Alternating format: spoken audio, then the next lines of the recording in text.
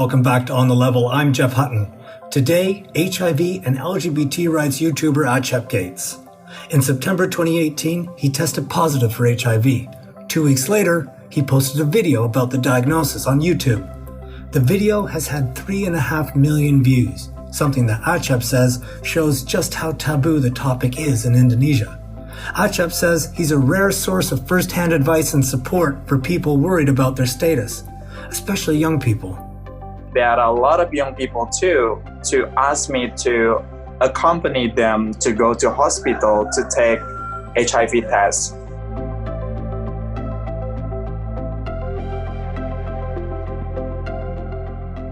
Indonesia has made big strides in the struggle against HIV. Life-saving drugs here are free, and the number of new infections are falling. But more than 640,000 people are thought to be living with HIV in Indonesia, and fewer than 110,000 are on antiretrovirals, the medication that makes the virus manageable. Acep, whose online handle reflects his admiration for his real-life hero, Bill Gates, talks to us about being out and living with HIV in Indonesia, enduring Islamic exorcism, and his parents' eventual acceptance that their son is gay. Stay with us.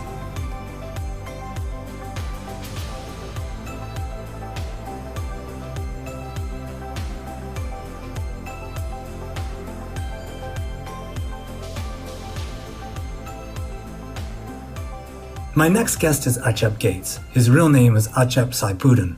He chose Gates out of reverence for his hero Bill Gates and to stand out on YouTube.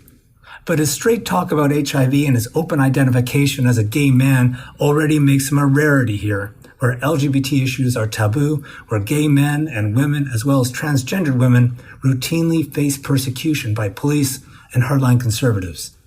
I've known Acep since just after he posted his first sets of videos, and I admired how he's taken what for many is a source of shame and turned it into an opportunity for understanding. He's young, he's bright, he's making a difference right now. Here's Acep Gates.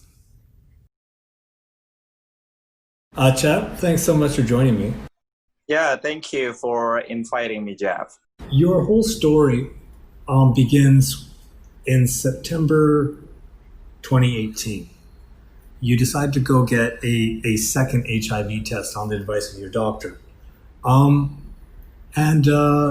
wonder if you could paint a picture. Tell me about that experience. So actually I was diagnosed HIV on September 2018. Actually, that was my second test because I got my first test on March 2018, but the result was non-reactive or negative. So the doctor recommended me to go back to the hospital in the next 6 months. Then I went back to the hospital on September. So I got my second test and the result was positive. So yeah. What prompted the doctor to ask you to come back and get another test? The doctor wanted to make sure that the result was valid because the doctor said that the valid result could be found if you got, the test after 3 or 6 months after I had how I can say I had unprotected sex, or I did high risk to get HIV. I mean, something like that, like had sex without protections. Yeah. Right. Okay. How were you feeling when you got the news? Were you there alone? No, actually, I was accompanied by my best friend on my second test. Like another people who got HIV positive at the first, like the other people who was diagnosed HIV positive, I was really sad, a bit confused and worried also. And I was crying, but my best friend tried to cheer me up, asked me to walking around, tried to make me happy and tried to make me calm down too. And yeah. What a great friend. Oh yeah. She Yeah. is. Yeah. But so you were feeling all sad and vulnerable and probably alone. And yet 2 weeks later, you turn around and you post a YouTube video about your experience. You would be forgiven for not wanting to tell the world, wanting to keep it a secret, but you didn't keep it a secret. You posted a YouTube video about it. Why did you do that? So actually, the reason why I decided to make a video on YouTube after 2 weeks I was diagnosed HIV because, actually it's for my documentation. I just want to document my journey as a person who lives with HIV and also share my story as a person who lives with HIV to the other people. And I never expected that people will be watching the video because, I was nothing. I mean, and nobody knows about me. So yeah. And one thing that I one thing that I think it's really a fact to me why I did it because I still see like stigma toward people who lives with HIV. I mean there are still a lot of people who thought that if you touch a HIV person, you will be get infected or something like that, and you will not get healthy life. And so yeah, so that's why I decided to make the video. Was that your first YouTube video ever? Talking about HIV, yes, yeah, But you, but I mean, the last time that I had YouTube channel, I think when I was in junior high school in 2008 or 9. Yeah. so that was the first one in a very long time. First one in 10 years. Yeah. Yeah. And what was the response like when you posted the video? Then what happened? So the response from the other people, I think, honestly, I was really surprised because when I upload my video in a week, I got about maybe like 10,000 views, and I was really surprised about it. I mean, I was asking myself like, what? My video got a lot of views at the time, and day by day the views were increasing, and yeah, and I got a lot of various responses. I mean, like negative responses, positive responses, and yeah. Well, it didn't stop at 10,000. It's about 3.5 million now. Yeah. How did that make you feel? Did it, I mean, on one hand, maybe you could feel nervous because millions of people know. But maybe on the other hand, you could feel a sense of empowerment and a purpose. How do you feel now? Yeah, at the first time I was a bit scared, a bit scared and a bit worried that people knew about my HIV status. But now, I'm not scared. I'm just like the other people, yeah. But I'm so happy I mean, I could share my story as a person who lives with HIV, and I hope the people can be misunderstanding. I just assume that in a country like Indonesia that can be very conservative, especially towards LGBT people, that were some very awful comments. And you know what? I don't want to know about them. I don't care about them. I want to know about the comments. No, seriously. I want to know about the comments that you made a difference. Tell me about the times when your message helped. The thing that make me so happy, I mean, about their response, it's about when a lot of young people, especially in Jakarta area, who call me on Instagram, they DM me and they told their stories also about their status as a person who lives with HIV. And the other side, there are a lot of young people too to ask me to accompany them to go to hospital to take HIV tests because Wow. they said, yeah, because they said like, Acep, I'm really scared to go to hospital, and I hope you could accompany me to go to hospital, and I really want to talk to you first before I go there. So yeah, so I met them in person, and we went to the hospital together. Yeah. I've got to know, how often does this happen? Has it just happened once, or is this a regular thing now? it's it's like regularly. I mean, every month I always accompany like some some people to take HIV tests. Yeah, because they try to reach me out on Instagram and always ask me. So if I had a free time, so yeah, I would say yes to accompany them. We should start a GoFundMe page so you can get a minivan, maybe a Toyota Avanza, so you can drive around and take people to the clinic. Call it Acep's HIV bus. Yeah, maybe. There's a calling there for you. It could be like Gojek. Go HIV. Yeah. I think after this, let's brainstorm this a little. So 3.5 million so far have seen that video, and you've been posting regularly since then. You're sort of a clearinghouse of information, not just on HIV, but also living openly as a gay man too. Can you talk about that? What was tougher for you? What part? Because you came out twice, right?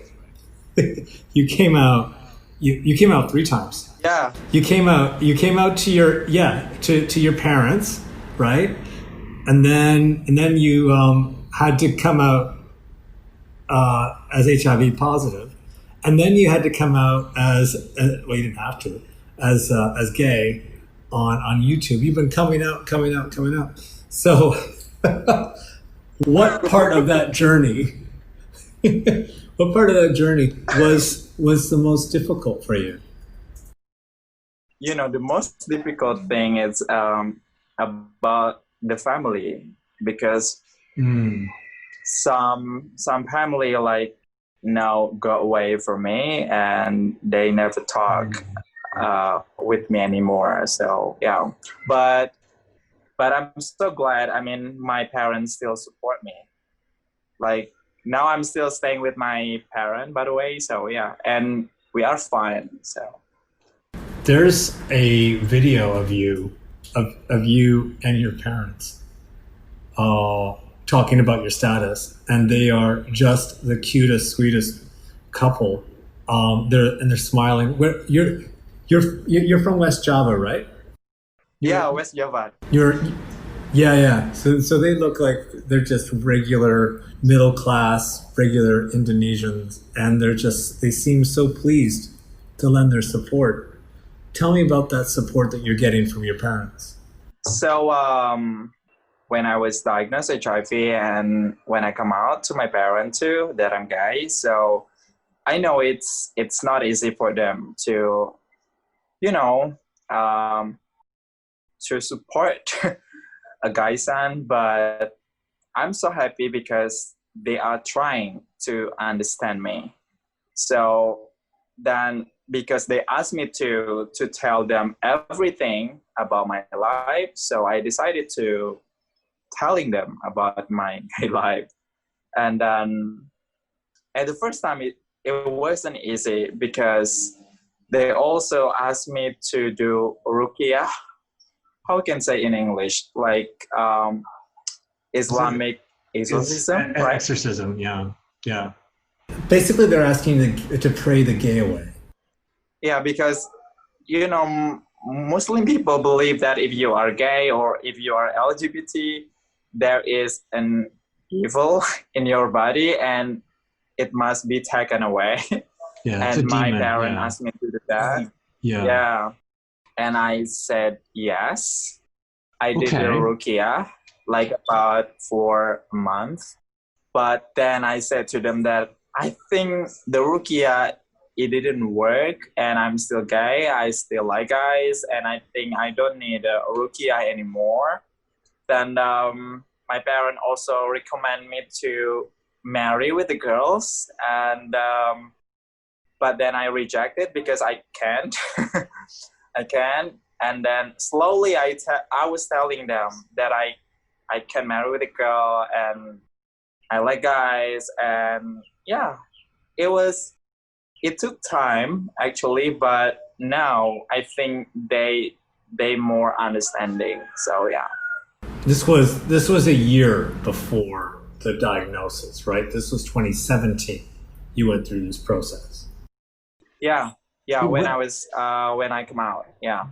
what's involved with a rukia? What do you have to do, and how often do you have to do it? Ah, so it's just like, I should follow the ulama or Islamic teacher Hmm. to, follow his prayer. Like when he was saying something like dua or verse of Quran, and Yeah. I should follow him. And then after that, he gave me like, what is it? Like a paper. Sorry, what was the paper? The like Arabic papers, Hmm. like 30 papers, and I should put one paper every night,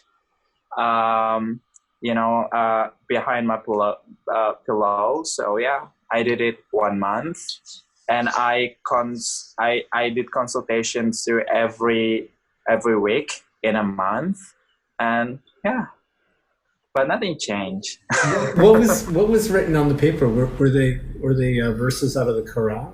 It is in Arabic, and maybe the ulama believe that it could be like make the evil go away from my body, something like that. So you don't know what you got a series of papers and you had to put them under your pillow and sleep with them, and they could be saying anything.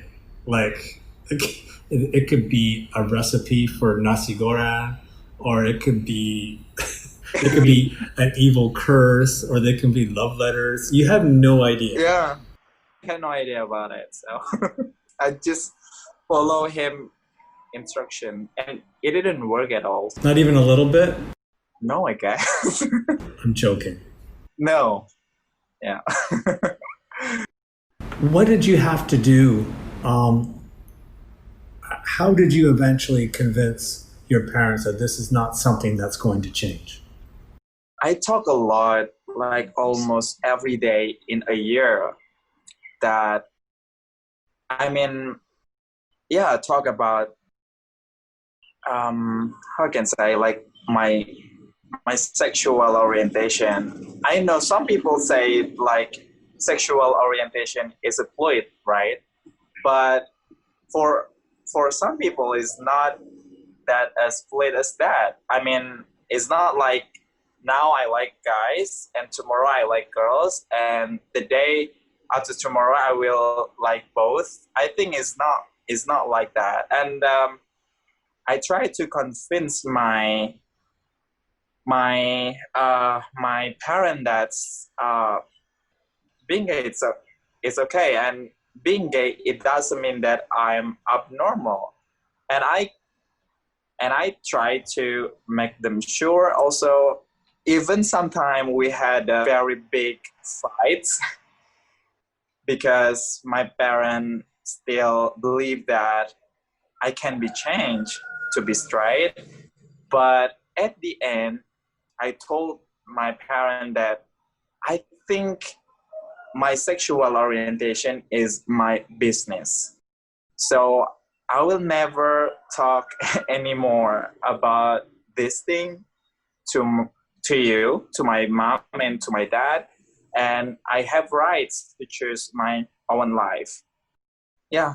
So I know it's really long journey to make them sure. until they said like, okay, that's your choice, and we are still, like a family. So yeah. Which was harder, telling your parents that you're gay or telling your parents that you're HIV positive? I was telling a lot about gay life, my gay life, because they never talk a lot about my HIV status. With millions of people looking at your videos, do you think that some of the interest is because there is so little information out there that can educate young people about the realities of sexuality, of being gay, and also about how to protect themselves from HIV, as well as getting treated? Because there's just so little information out there. You're one of the very few places to go. Do you want to talk to that? That you're surprised that in 2020, it's still very much a taboo topic. Yeah. I mean, yeah. I just want to tell. Yeah, I mean, after I got a lot of responses, and then why I decided to talk also about my gay life. I just want to share the people also about the the reality of the, like gay people like me, gay person like me. So yeah, and try to educate them also, like how you should protect yourself when you had sex, for example. And that's why I also sex, like something like sex education or something like that, and try to collaborate with the other organizations to talk about this thing. So you just graduated from university Yeah. I just graduated last year. Yeah. last year. To me, that's pretty recent. I've been out of university for quite a while now. Is this a profession for you now about advocacy? Is this what you plan to do? Talking about this issue. Advocacy, yeah. Yeah, actually, I'm trying to,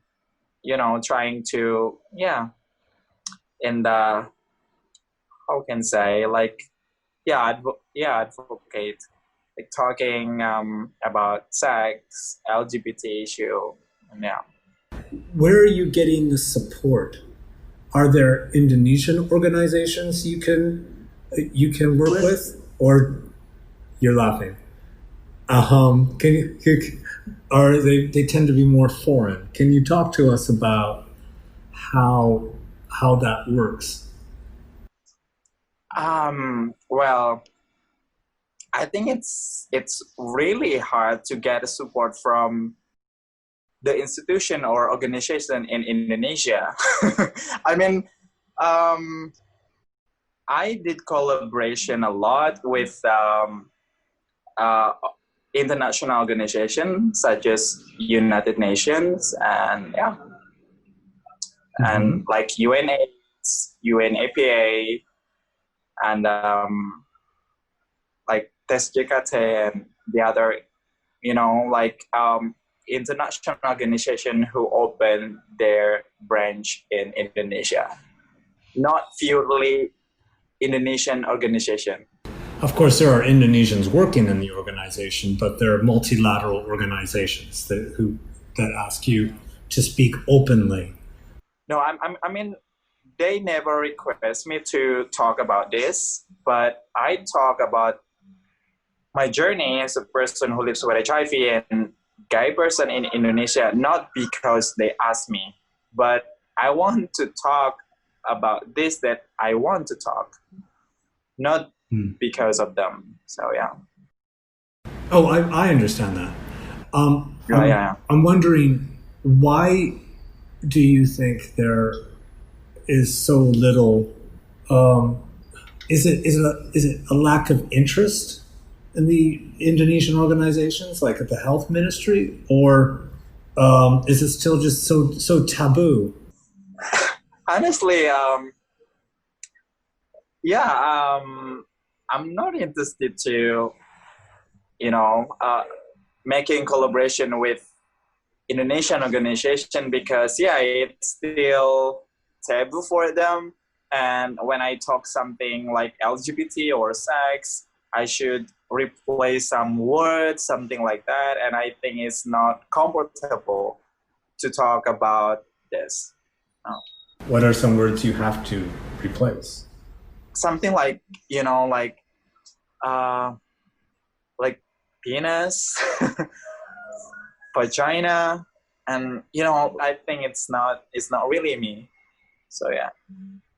They're very censorious. They are Yeah. just too careful and not they don't speak plainly, and that's a real pity because I think infection rates, especially among young gay men, are extremely high.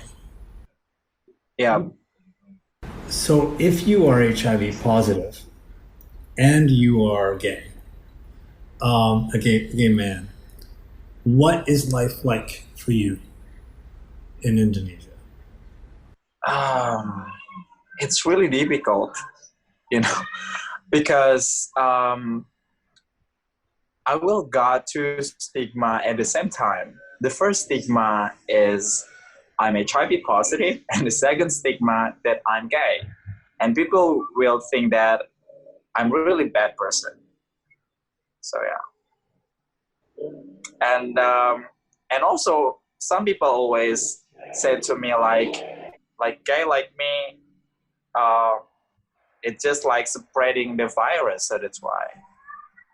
Do you think that attitudes are getting harder towards? How are attitudes toward people living with HIV now in Indonesia? Is there any improved understanding? I think most people still lack of HIV information. 600,000 people who lives with HIV%. We still lack of HIV informations. Yeah. Where do you see yourself in 5 years? Do you think you'll still be here? Is there a home for you here? I know that you love your family very much, but do you think that you can continue living your life openly the way that you want here? No, exactly. No. No. I think it's really hard, like, to keep staying here with. I mean, I'm really open about my sexuality, and I'm not sure that in the next year the political situation in Indonesia will be getting better or not toward LGBTQ people, and so that's why. Yeah. You're keeping your options open. Oh, Jeb, thanks so much for talking with me. I really appreciate it. Thank you to Jeb. Yeah.